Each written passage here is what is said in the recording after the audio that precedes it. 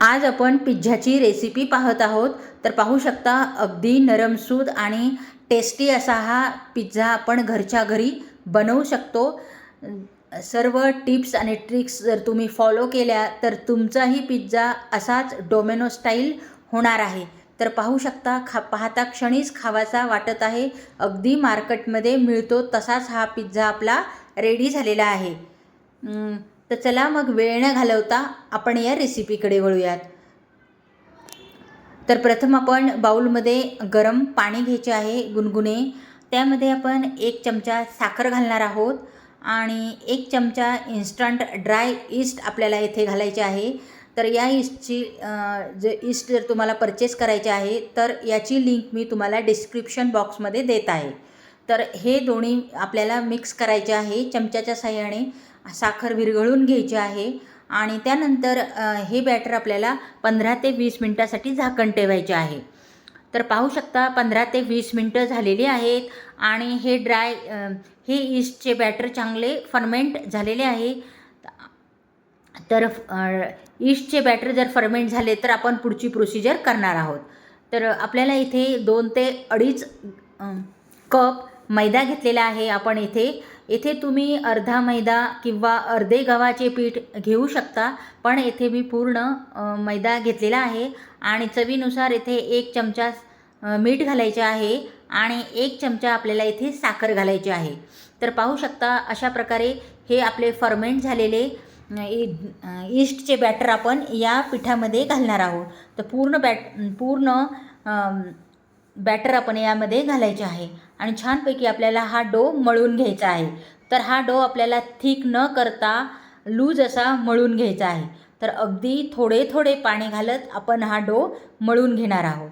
तर पाहू शकता अशा प्रकारे आपण हा डो मळून घेणार आहोत. तर लूज मळल्यामुळे छानपैकी आपल्याला हा मऊसूत करता येतो. तर पाहू शकता छानपैकी आपण हा डो थोडे पाणी घालत मळून घेतलेला आहे. तर पीठ मळल्यानंतर आपल्याला तो छानपैकी तिंबून घ्यायचा आहे अशा प्रकारे. तर किचन काउंटरवरती आपण थोडे तेल घालणार आहोत आणि त्यानंतर हा डो आपण त्यावरती ठेवणार आहोत. थोडे तेल घालून आपल्याला स्ट्रेच अँड फोल्ड या मेथडने तो आपल्याला छानपैकी मळून घ्यायचा आहे अशा प्रकारे. येथे आपल्याला शक्तिप्रदर्शन करायचे आहे. पाहू शकता अशा प्रकारे जर आपण हा डो जर केला तरच आपला पिझ्झा हा छानपैकी टेस्टी होतो आणि छानपैकी फुलतो. तर त्यानंतर आपण 2 चमचे येथे बटर घातलेले आहे. बटरमुळे पिझ्झा हा खूप छान टेस्टी तर होतोच आणि नरमसूतसुद्धा होतो. म्हणजे ब्रेड त्याचे छानपैकी फुलले जाते. तर त्यानंतर अशा प्रकारे आपण मऊसूत तिंबून घेणार आहोत. तर पाहू शकता ही प्रोसिजर आपल्याला 5 ते 10 मिनटं नक्कीच करायची आहे. तर 5 ते 10 मिनटं झालेले आहेत. आपण ही प्रोसिजर केलेली आहे आणि त्यानंतर ज्यामध्ये आपण डो मळून घेतला होता तेथे अशा प्रकारे मऊ करून गोळा हा आपल्याला हा डो त्या बाउलमध्ये ठेवायचा आहे. आणि त्यानंतर यामध्ये आपल्याला झाकण ठेवायचे आहे यावरती आणि 1 ते 1.5 तासासाठी हा डो फर्मेंट आपल्याला करायचा आहे. तर पाहू शकता 1 ते 1.5 तास झालेले आहेत. हा डो छानपैकी फर्मेंट झालेला आहे आणि यातील हवा आपल्याला प्रथम काढून घ्यायची आहे. तर पाहू शकता किती ग्लुटेन रिलीज झालेले आहे या पिठामध्ये. तर असेच ग्लुटेन जर रिलीज झाले तरच पिझ्झा हा छानपैकी आपला डोमिनो स्टाईल तयार होतो. त्यानंतर आपण याचे 2 ते 3 किंवा 4 भाग करू शकतो.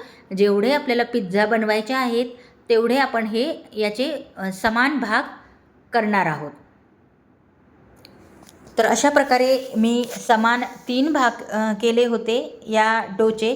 तर या डोमध्ये मी 3 पिझ्झा बनवले होते. तर आपल्याला इथे थोडं मैदा स्प्रेड करून हातानेच तो डो आपल्याला पसरून घ्यायचा आहे. अगदी डोमिनो स्टाईलच आपण हा बनवणार आहोत, त्यामुळे हा डो लाटायचा नाही आहे. अशा प्रकारे हा हाताच्या साहाय्याने पसरून घ्यायचा आहे. तर हा डो जरा थोडा चिकट असतो, त्यामुळे थोडं मैदा घालतच आपण तो डो पसरून घेणार आहोत.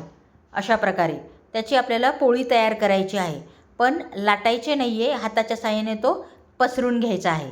तर ओव्हनच्या ट्रेमध्ये बटर पेपर ठेवून मी हा डो त्यावरती ठेवला आहे आणि अशा प्रकारे आपण हा डो पसरून घेणार आहोत. तर पाहू शकता अशा प्रकारे पूर्ण राऊंड आकाराचा हा मी पिझ्झा बनवला पसरून. आणि त्यानंतर आपण यावरती अशा प्रकारे फोकच्या साहाय्याने टोचे करणार आहोत, त्यामुळे हा भाजल्यानंतर फुगणार नाही आहे. आणि त्यानंतर पिझ्झा सॉसमध्ये थोडे टोमॅटो सॉस घालणार आहोत. 2 ते 4 चमचे येथे आपल्याला यूज करायचे आहे. टोमॅटो सॉस आणि पिझ्झा सॉस आणि चमच्याच्या साहाय्याने अशा प्रकारे हा सर्व साईडनी पसरून घ्यायचे आहे. आणि त्यानंतर शिमला मिरची आणि ओनियन आपण यावरती घालणार आहोत. तर येथे तुम्ही मक्याचे दाणे पण घालू शकता, आपल्या आवडीनुसार आहे. येथे तुम्ही वेगवेगळे पदार्थ, वेगवेगळ्या भाज्या पण तुम्ही येथे ठेवू शकता. तर येथे मी शिमला मिरची आणि ओनियनचा पिझ्झा बनवत आहे, त्यामुळे या 2 भाज्या मी येथे यूज केलेल्या आहे. आणि त्यानंतर ऑरिगॅनो आपण घालणार आहोत. चमच्याच्या साहाय्याने सर्व साईडने आपण पसरून देणार आहोत. आणि चिली फ्लेक्स पण आपण यावरतीच घालणार आहोत. आपल्याला कमी जास्त जसे आवडेल तसे आपण येथे चिली फ्लेक्स आणि ऑरिगॅनोचा यूज करावा. आणि त्यानंतर येथे मी चीज खिसून घातलेला आहे. पूर्ण 1 क्यूब मी येथे वापरलेली आहे, कारण जेवढा जास्त चीज असेल तेवढा पिझ्झा हा चीजी लागतो आणि टेस्टी असा लागतो. त्यामुळे येथे आपण भरपूर चीजचा यूज करायचा आहे. तर पाहू शकता पूर्ण क्यूब्स मी येथे खिसून घेतलेला आहे. आणि त्यानंतर डबल मी येथे ऑरिगॅनो स्प्रेड करत आहे आणि चिली फ्लेक्स भरपूर जर असलं तरच टेस्ट खूप छान येते. पाहू शकता आपला रेडी झालेला आहे बेक करण्यासाठी पिझ्झा. तर येथे मी ओव्हन 180 डिग्रीला 10 मिनटासाठी प्रीहीट करून घेतले होते. आता आपण हा पिझ्झा बेक करण्यासाठी ठेवूयात. तर हा पिझ्झा आपल्याला 15 मिनटासाठी 200 डिग्रीला बेक करून घेणार आहोत. तर पाहू शकता आपला पिझ्झा बेक होत आहे. तर पिझ्झा छानपैकी बेक झालेला आहे. 20 मिनटं झालेली आहेत. आता आपण हा पिझ्झा काढून घेऊयात. तर पाहू शकता घरभर अगदी सुगंध असा पसरलेला आहे. अगदी मस्त असा हा पिझ्झा बेक झालेला आहे. पाहू शकता, पाहता क्षणीच खावासा वाटत आहे. इतका टेस्टी हा पिझ्झा झाला होता. दिसायला ज्याप्रमाणे आहे त्याप्रमाणे खायलाही खूप टेस्टी असा हा पिझ्झा झालेला होता. तर त्यानंतर हा गरमागरमच मी हा पिझ्झा काढून घेतला आणि त्याचे कट करून घेतलेला आहे. तर पाहू शकता अशा प्रकारे आपल्याला त्रिकोणी आकारमध्ये हा पिझ्झा कट करायचा आहे. तुम्हाला जेवढे भाग कट करायचे आहे तेवढे तुम्ही हे कट करू शकता. तर येथे मी भरपूरसे भाग कट केले होते त्रिकोणी आकारामध्ये. अगदी घरच्या घरी तुम्ही अशा प्रकारचा पिझ्झा बनवू शकता. अगदी लहान मुलांना किंवा मोठ्यांना सर्वांनाच आवडणारा पिझ्झा तुम्ही नक्कीच घरच्या घरी बनवा. खूप इझी रेसिपी आहे, नक्की ट्राय करून बघा आणि खूप मस्त रेसिपी आहे. घरच्या घरी तुम्ही अशा प्रकारचा एकदम मार्केट स्टाईल पिझ्झा बनवू शकता. पाहू शकता, तुम्हाला पाहूनच लक्षात आलं असेल की एकदम मार्केट स्टाईल आपण हा पिझ्झा बनवलेला आहे. अगदी डोमिनो स्टाईल. टेस्टला तर नंबर 1 होतो.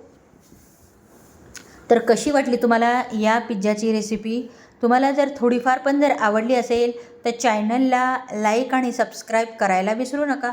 पुन्हा भेटू अशाच एका छानशा व्हिडिओमध्ये. तोपर्यंत नमस्कार.